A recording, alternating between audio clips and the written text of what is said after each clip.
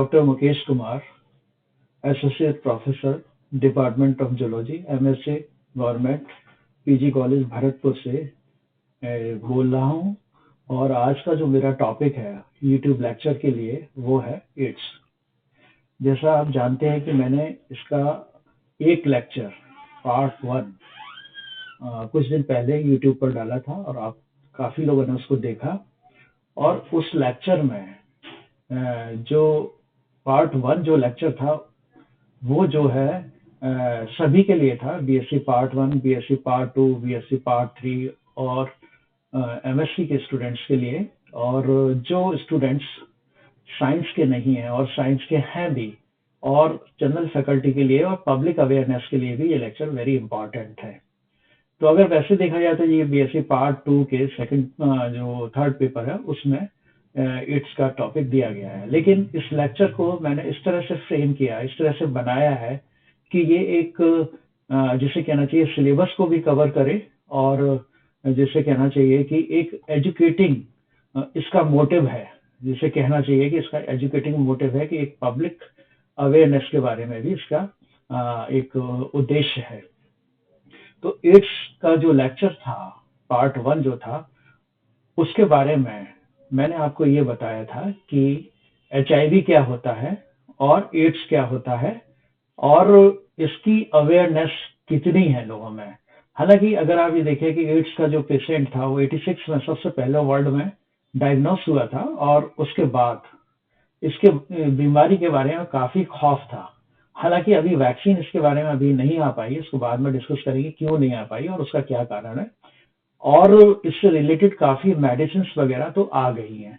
तो अवेयरनेस का जहां तक सवाल है वो काफी फैल चुकी है इसके बारे में, और लोग इसके जो आम आदमी है वो इससे अवगत है, जिसे कहना चाहिए he is very aware of its.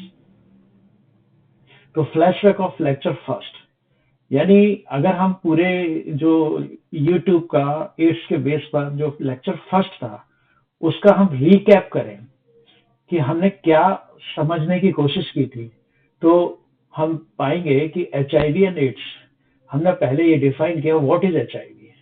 H I V एक वायरस होता है और वो जो है वायरस एड्स को कॉज करता है।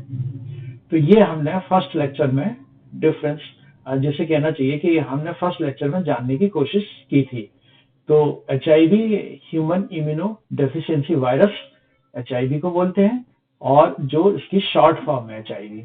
और एड्स को एक्वायर्ड इम्यूनो डेफिशिएंसी सिंड्रोम बोलते हैं, यानी इस वायरस की वजह से जो बीमारियां उत्पन्न होती हैं वो ग्रुप ऑफ डिसीज है जो अपॉर्चुनिस्टिक, जिसे कहना चाहिए इन्फेक्शन होता है, वो जो है ग्रुप ऑफ डिसीज को एड्स कहते हैं। Difference between H I V and AIDS, यानी H I V and AIDS के बीच में क्या डिफरेंस होता है ये भी हमने पिछले लेक्चर में जाना। The definition of AIDS was established before there was effective treatment for H I V. यानी एड्स की जो डेफिनेशन डिसाइड हुई थी इंटरनेशनली, अगर साइंटिफिकली अगर आप देखें तो जब एड्स का कोई इफेक्टिव ट्रीटमेंट नहीं आया था तभी इसकी एड्स की जो डेफिनेशन थी वो वेल एस्टेब्लिश्ड हो चुकी थी। It indicated that person was at high risk for illness और death in countries where HIV treatment is readily available and is no longer as a relevant as once was. इसका कहने का मतलब ये है कि ये जो है अब इसका ट्रीटमेंट जिसे कहना चाहिए, हालांकि ये काफी समय चलता है और काफी कॉस्टली भी है, तो अवेलेबल है। और एड्स जो है वो अभी इतनी ड्रेडेड डिसीज नहीं रही है, लेकिन इसका ट्रीटमेंट डिफिकल्ट है। Effective treatment can make person healthier despite having low count of CD4 cells with HIV positive results। इसका मतलब यह है कि यदि कोई व्यक्ति HIV पॉजिटिव है, उसको एड्स हो गया है, और यदि उसका ट्रीटमेंट चल रहा है और उसका लो CD4 काउंट है, ये CD4 एक प्रकार की सेल्स होती हैं जो कि एड्स होने पर जिनका काउंट नीचे चला जाता है, तो वो एक पॉजिटिव और जिसे कहना चाहिए कि हेल्दी लाइफ जी सकता है। The CD4 cell count of 200 cells or less. A normal CD4 count is about 500 to 1500। जिसे कहना चाहिए कि अगर CD4 काउंट अगर 200 तक भी पहुंच जाता है नॉर्मली यहाँ पर ये बताना जरूरी है काम पब्लिक को कि नॉर्मल काउंट 500 से 1500 के बीच में होता है, तब भी जिसे कहना चाहिए with this count and treatment of person में हैव HIV पॉजिटिव रिजल्ट। यानी ट्रीटमेंट चल रहा है तो उसमें भी HIV पॉजिटिव रिजल्ट आ सकता है, because virus is not cleared completely from the blood. ऐसा नहीं है कि वायरस कंप्लीटली क्लियर हो गया, ट्रीटमेंट चल रहा है, लेकिन person with HIV positive can lead a normal life. कहने का मतलब ये है, अगर इसको और क्लैरिफाई करें, कि विद HIV पॉजिटिव और यदि उसका ट्रीटमेंट चल रहा है, इफेक्टिव ट्रीटमेंट चल रहा है, तो ही और she can lead a normal life. General symptoms of HIV, यहाँ पर हमको ये समझना होगा कि जनरल सिम्टम्स HIV के क्या होते हैं। HIV का मतलब जो वायरस अगर पॉजिटिव हो जाता है और वो जो है उससे रिलेटेड जो आगे अगर वो सीवियरिटी डेवलप होती है तो कौन कौन से जो सिम्टम्स हैं वो अपीयर हो सकते हैं। मोस्ट पीपल हाइड, जनरली क्या होता है कि लोग इसको छिपाते हैं। General symptoms are fever, swollen glands, sore throat, night sweat, muscle ache, headache, extreme tiredness and rash। Generally आप ये एक आम परसेप्शन ये है कि HIV से जब एड्स होती है तो कोई एक विशेष प्रकार की कोई बीमारी होती है। ऐसा नहीं है। एक्चुअली क्या है कि आप जब देखते हैं कि जो हमारा इम्यून सिस्टम कमजोर हो जाता है, या इसको यहाँ ये भी कह सकते हैं कि जो हमारा इम्यून सिस्टम एक डिफेंस सिस्टम की तरह कार्य करता है, तो वो डिफेंस सिस्टम अगर कमजोर हो जाएगा और जब जो अपॉर्चुनिस्टिक इन्फेक्शंस होते हैं, मौसम चेंज हो रहा है, तो वो इन्फेक्शंस क्या होते हैं कि फीवर भी हो सकता है, swollen ग्लैंड्स भी हो सकती है, गले में खराश भी हो सकती है, नाइट स्वेट हो सकता है। इस तरह की जो बीमारियां हैं, डायरिया भी हो सकता है। तो अगर आप ये देखेंगे कि ये बीमारियां अपर हैंड हो जाती हैं और इम्यून सिस्टम इफेक्टिवली उनसे फाइट नहीं कर पाता। जो हम CD4 सेल्स के बारे में डिस्कस कर रहे थे, they are part of immune system. तो उससे प्रॉब्लम ये होती है कि ये जो नॉर्मली हमको ये बीमारियां, ऐसा नहीं है कि जब किसी व्यक्ति को एड्स हो गया तभी ये बीमारियां होती हैं, ये नॉर्मल व्यक्ति को भी होती हैं, but the immune system during that condition is very strong और इट गिव्स फिटिंग रिप्लाई। ये पूरी तरह से एक बहुत ही स्ट्रांग आंसर देता है इस अपॉर्चुनिस्टिक इन्फेक्शन को। तो इसमें एक बैलेंस चलता है। ये बीमारियां आप देखेंगे, फीवर किसी व्यक्ति को हो सकता है, swollen glands किसी को भी हो सकता है, गले की खराबी खराश किसी को भी हो सकती है, सीजनल फीवर किसी को भी हो सकता है, लेकिन ये अपने आप सही हो जाता है because the immune system is very strong. और इम्यून सिस्टम जो है इनको फाइट करके इन बीमारियों के प्रभाव को कुछ समय के बाद खत्म कर देता है।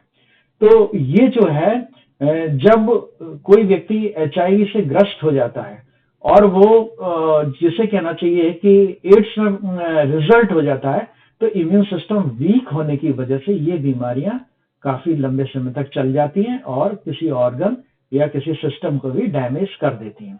तो उसको जो एक तरह से फाइट करने की जो पावर होती है एक सिस्टम में, यानी किसी के बॉडी में एक फाइट करने की जो पावर होती है वो कमजोर होती चली जाती है, तो एकदम बिल्कुल वीक भी हो जाती है। तो ये जनरल सिम्टम्स लिस्ट किए गए। ये initial symptoms are very mild like flu, but for confirmation HIV test necessary. इसका मतलब ये है कि जो इनिशियल सिम्टम होते हैं, मान लीजिए कोई व्यक्ति HIV से पॉजिटिव हो गया, तो बड़े माइल्ड होते हैं। ऐसा नहीं कि जब वो शुरू में वो ग्रस्त होता है HIV से तो उसका इम्यून सिस्टम एकदम वीक हो जाता है, इम्यून सिस्टम फंक्शन करता है, लेकिन ये सिम्टम्स माइल्ड होते हैं। तो ऐसे कि जनरली भी आप देखेंगे तो कोई आदमी एकदम ये नहीं सोचता कि उसको इट्स हो गया। तो but for confirmation HIV test necessary. तो किसी भी कंफर्मेशन के लिए HIV टेस्ट कंफर्म करना जरूरी होता है। HIV टेस्ट रिक्वायरमेंट, अब यहाँ हम ये डिस्कस करेंगे कि HIV टेस्ट की रिक्वायरमेंट कब और कैसे होती है। The CDC estimate about 15% of people living with HIV in the US do not know that they live with this virus। ये US के बारे में एक स्टेटमेंट लिखा हुआ है कि जिसकी CDC जो है, जो सेंटर है एक US का, तो वहां 15% को पता ही नहीं है कि they are living with HIV। उनका जो CD4 सेल्स काउंट है वो काफी नीचे चला गया है और उसके बाद उनको ये माइल्ड सिम्टम हो रहे हैं, but they are not knowing कि दे आर HIV पॉजिटिव। आगे इसी में देखते हैं, what the truth is that anyone or any age, gender, race, ethnicity, sexual orientation, social group or economic class can acquire HIV। जैसे एक ये illiteracy की वजह से भी होता है, जानकारी की वजह से भी, हालांकि अब काफी अवेयरनेस आ गई है कि कोई भी व्यक्ति कहीं भी रह रहा है, किसी भी एज ग्रुप का है, किसी भी जेंडर का है, उसकी एथनिसिटी कुछ भी है, सेक्सुअल ओरिएंटेशन कुछ भी है उसका, किसी भी सोशल ग्रुप का है या किसी भी इकोनॉमिक क्लास का है, उसको HIV पॉजिटिव हो सकता है, वो इन्फेक्शन एक्वायर कर सकता है। Therefore, HIV test only way out to know confirm HIV positivity और नेगेटिविटी। इसलिए इसका एक ही तरीका है कि HIV टेस्ट कराना, उससे HIV पॉजिटिव और नेगेटिव के बारे में पता चल जाता है। HIV टेस्ट रिक्वायरमेंट में आगे देखते हैं। To see if you need to get tested for HIV, answer the following questions. यदि किसी व्यक्ति को ये लगता है कि उसको एड्स की संभावना कैसे हो सकती है, तो वो इन क्वेश्चंस जो आगे हम इसको पढ़ेंगे कि ये खुद से ही पूछना चाहिए। Did you have unsafe sex? क्या आपने कहीं किसी के साथ अनसेफ सेक्स किया है? यानी आपने कोई प्रिकॉशन लिया है कि नहीं, कंडोम का यूज किया है कि नहीं? Are you aware of your partner HIV status? आपका जो पार्टनर है, जिसके साथ आप रहते हैं, जिससे आपके सेक्सुअल रिलेशन भी है, क्या आप उसके HIV स्टेटस के बारे में जानते हैं? क्योंकि वो ही इज दी मोस्ट, जिसे कहना चाहिए कि ऐसा व्यक्ति है जिससे आपको हो सकता है, यदि if he is carrying HIV virus. Are you pregnant और प्लानिंग टू बिकम प्रेग्नेंट? यदि आप प्रेगनेंसी प्लान कर रहे हैं तो ये बहुत जरूरी है, आपके बच्चे के लिए भी जरूरी है, आपके खुद के लिए, उस वुमन को जरूरी है कि वो अपना HIV टेस्ट कराए यदि वो प्रेग्नेंट हो रही है या प्रेगनेंसी में है। Did you ever have STD, STI और STD? इसका मतलब ये हुआ कि सेक्सुअली ट्रांसमिटेड डिसीजेस। ये भी क्या है कि एक इन्फेक्शन होते हैं, क्या कभी हुई है? Did you ever have hepatitis C? या ये जो मैंने आपको एक लेक्चर इसका तैयार किया था हेपेटाइटिस के ऊपर, तो हेपेटाइटिस C हुआ है? यदि हुआ है तो वो टेस्ट कराना जरूरी।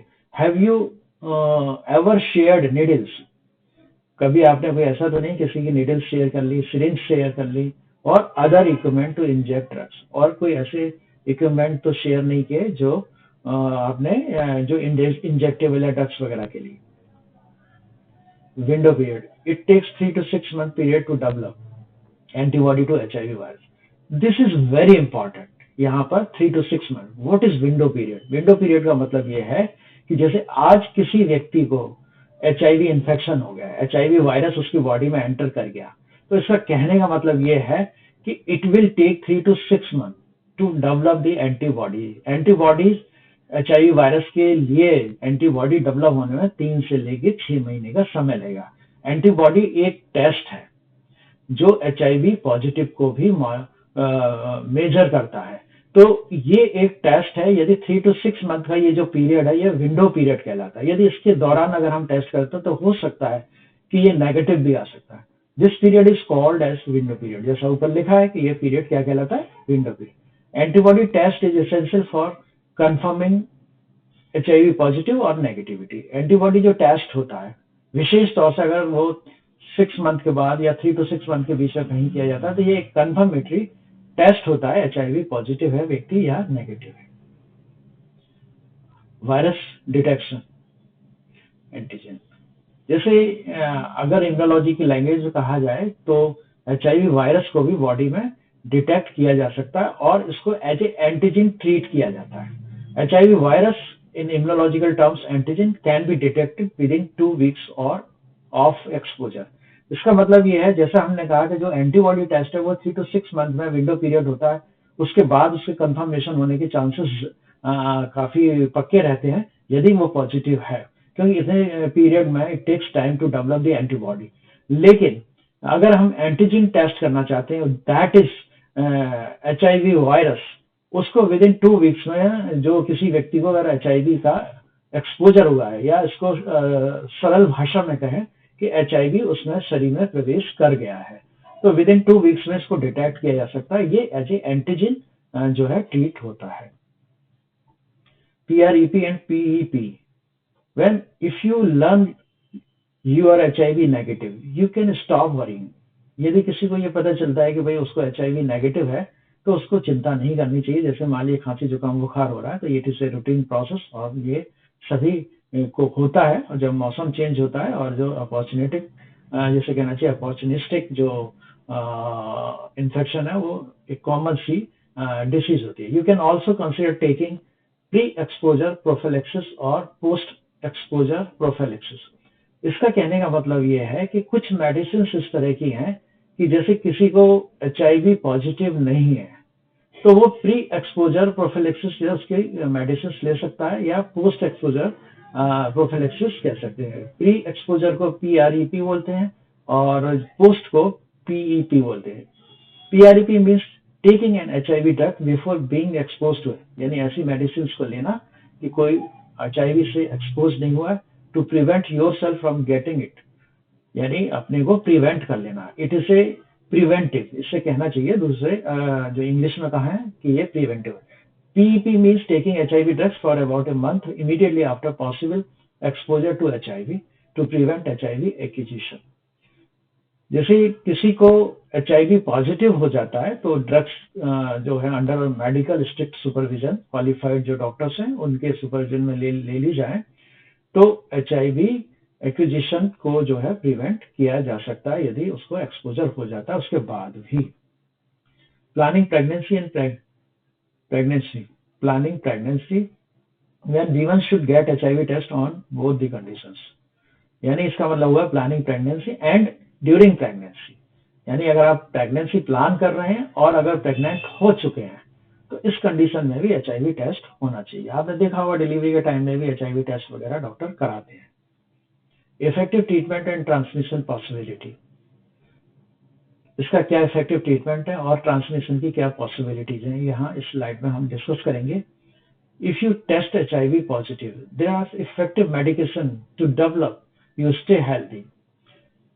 यदि कोई व्यक्ति HIV पॉजिटिव है तो उसका एक इफेक्टिव मेडिकेशन आजकल जिसे कहना चाहिए कि अवेलेबल है और उससे व्यक्ति एक हेल्दी लाइफ जी सकता है, लीड कर सकता है। These medications are also part of HIV prevention, और ये जो मेडिकेशंस हैं वो HIV प्रिवेंशन का भी पार्ट होती हैं। When a person living with HIV is taking with HIV drugs and their viral undetectable level, जैसे कोई व्यक्ति अगर HIV ड्रग्स ले रहा है, एंटी HIV ड्रग्स ले रहा है, तो जो वायरल लोड है वो अनडिटेक्टेबल लेवल तक पहुंच जाता है। मतलब अगर हम टेस्ट करते हैं तो वो इतना इनफ नहीं होता कि उसको मेजर किया जा सके ब्लड स्ट्रीम में।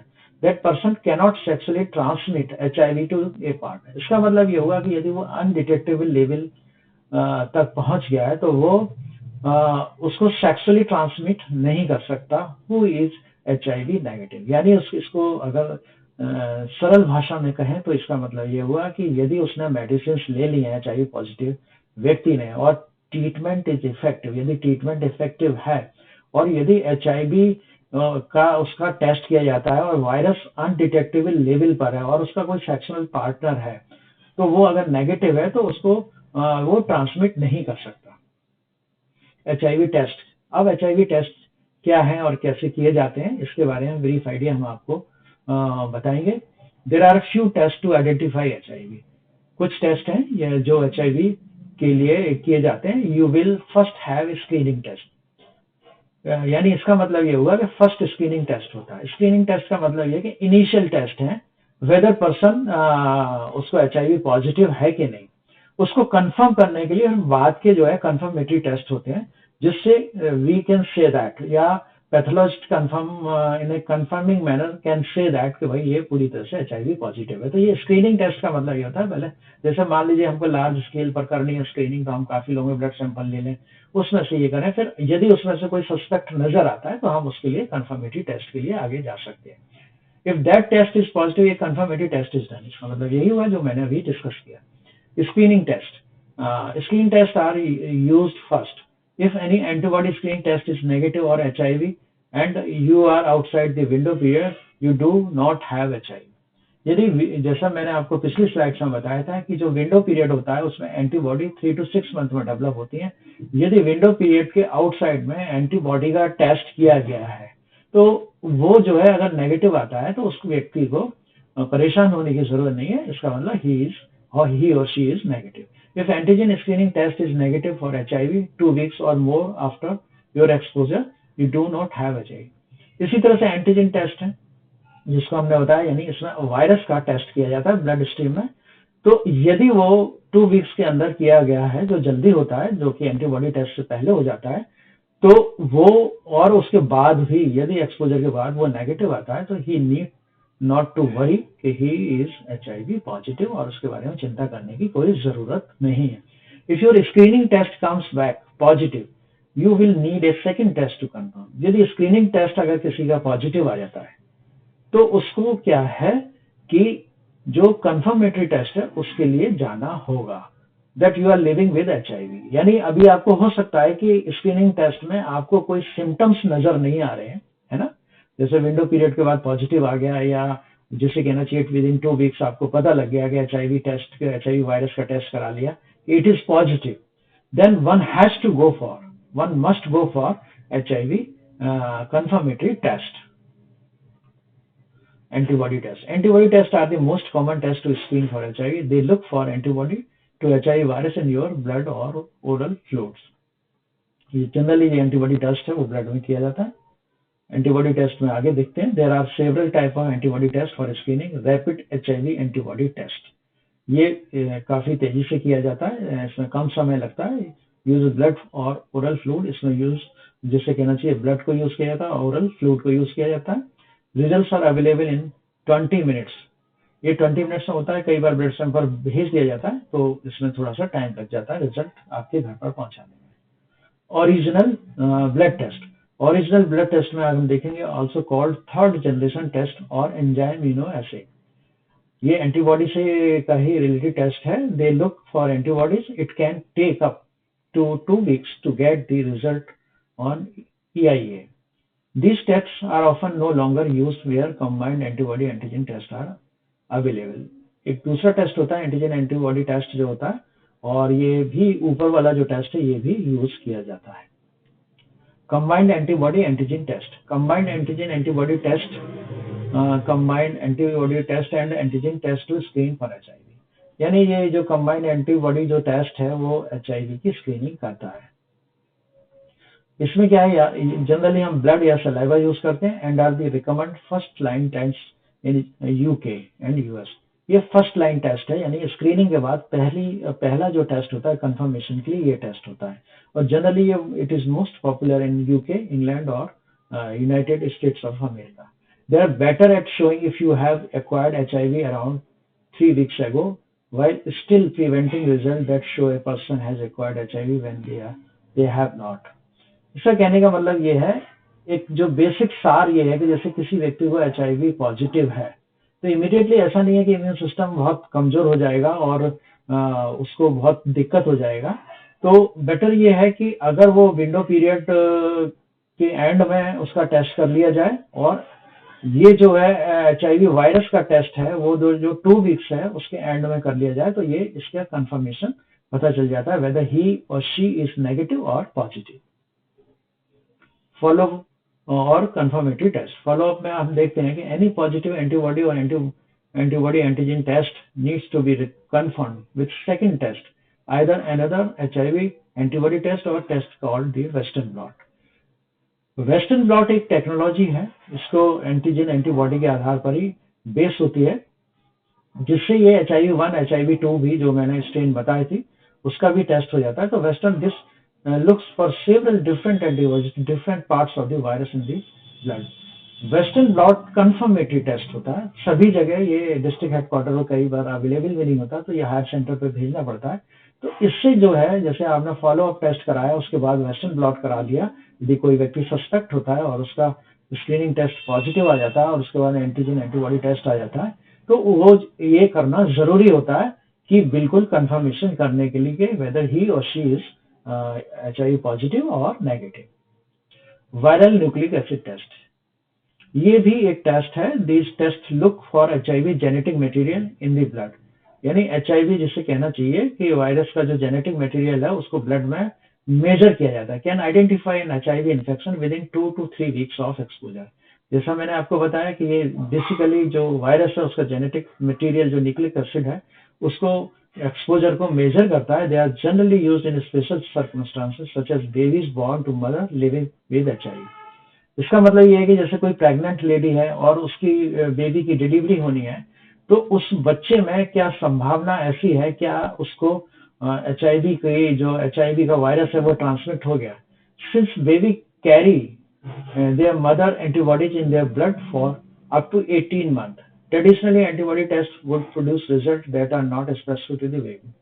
जनरली क्या होता है कि जो एंटीबॉडी जो रिजल्ट है वो एंटीबॉडी टेस्ट का किया जाता है और ये एंटीबॉडी जो है बेबी के लिए स्पेसिफिक नहीं होती। HIV privacy and confidentiality. अब ये सोशल इशू है। अब ये यहाँ पर एक डिबेट है कि भाई कोई व्यक्ति जनरली पहले क्या होता था कि जब HIV की जो पॉजिटिव लोग होते थे, जब एड्स का जिसे कहना चाहिए कि शुरुआत हुई, तो इतनी पीपल आर वेरी अनअवेयर कि लोग पेशेंट को छोड़ के भाग जाते हैं। जैसे अभी आपने रिसेंटली कोरोना के बारे में देखा होगा कि भाई लोग कितना प्रिकॉशंस लेना जरूरी होता है, लेकिन यदि आपको नॉलेज है तो वो जो है आप उसको बेटर डील कर सकते हैं। तो HIV प्राइवेसी एंड कॉन्फिडेंशियलिटी, इसका मतलब ये है कि जो भी इस स्लाइड में ये डिस्कस किया गया है कि कोई व्यक्ति HIV पॉजिटिव है तो उसको अपनी प्राइवेसी रखने का राइट है कि नहीं, क्या वो कॉन्फिडेंशियलिटी रख सकता है, और सोसाइटी में उसको एक डिग्निफाइड लाइफ जीने का अधिकार है कि नहीं है। तो laws about the confidential vary depending on the state and country in which you live. इसके बारे में अलग अलग जो लॉज हैं वो जो है अलग अलग तरीके के हैं। द फेडरल जो US वगैरह में अगर इसका जिस्ट अगर हम देखें, जो लॉ है वो इस तरीके के हैं कि जो HIV पॉजिटिव व्यक्ति है वो एक डिग्निफाइड लाइफ जी सकता है, हमारे कंट्री में भी ये है। लेकिन यदि वो किसी अपनी, जिसे कहना चाहिए कि वो उसका कोई सेक्सुअल पार्टनर है या उससे, तो उसको ही और शी हैज टू टेल, और उसका ट्रीटमेंट भी कॉन्फिडेंशियल रखा जाता है। लेकिन यदि जिन व्यक्तियों के साथ उसका कांटेक्ट होना है तो वहां पर ये कॉन्फिडेंशियलिटी को डिस्क्लोज करना आवश्यक हो जाता है। If you are living with HIV, many a state law are say that you have to tell sexual partner about your status. जैसे मैंने आपको बताया कि सेक्सुअल पार्टनर को बताना जरूरी होता है। This is called disclosure. ये एक तरह से डिस्क्लोजर होता है, यानी you are telling about your disease to your sexual partner. However you do not have to disclose your HIV status to friends, family, coworkers और योर एम्प्लॉयर्स। और आपको ये जरूरी नहीं है कि आप अपनी फ्रेंड्स को, फैमिली को, कोवर्कर्स को बताएं या एम्प्लॉयर्स को बताएं। और ये आपके जो एम्प्लॉयर हैं, जो फ्रेंड्स हैं, they can not press also. ये आपको उसमें जोर नहीं डाल सकते कि वो आपके बारे में जानने की कोशिश करें। For more information see our fact sheets. ये दूसरे कंट्रीज के बारे में कुछ इन्फॉर्मेशन दी गई है स्लाइड में।